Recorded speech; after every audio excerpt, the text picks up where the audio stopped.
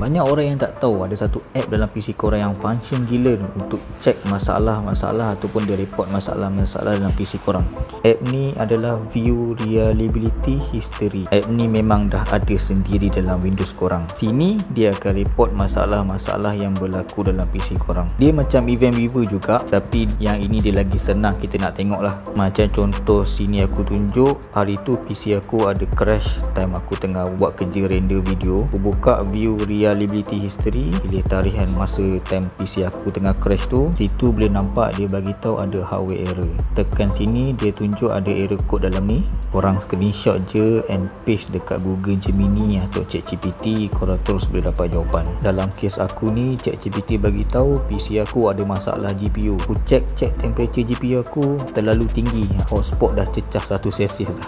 Last bila aku servis GPU aku pun tak ingat dah. So aku tukar thermal paste and servis GPU aku, terus temperature turun dan tak ada crash. So app ni memang function lah nak check masalah PC korang. Ok, dari pengalaman aku sendiri, korang guna app ni bila PC atau laptop korang dah start ada isu berulang-ulang kali. Macam contoh Windows kerap-kerap blue screen, app crash banyak kali, PC jadi black screen atau PC jadi hang. Sebab View Reliability History ni dia sensitif sikit. Dia akan report walaupun benda tu kecil je. Contoh sini dia report Excel aku not responding. Aku pergi force shutdown lah masa ni, tak ada apa-apa isu pun, cuma dia tetap report sebab itu tugas dia. Selalunya kes-kes macam ni Windows sendiri yang akan settle. Dia report error tu, dia sendiri yang terus fix. Kalau Windows tak boleh fix, dia akan crash ke blue screen ke, time tu lah kita sendiri yang kena diagnose. Pernah aku dapat satu PC, dia hari-hari ada error. Dia punya error PCIe, aku tak ingat lah, tapi PC tu ok je, pakai berbulan-bulan tak ada masalah crash apa-apa pun. Cuma Windows ni dia sensitif, and then Windows tu report je problem tu, and then Windows tu sendiri repair. So settle. Boleh follow kita kat mana-mana social media supaya korang tak terlepas video yang akan datang lagi.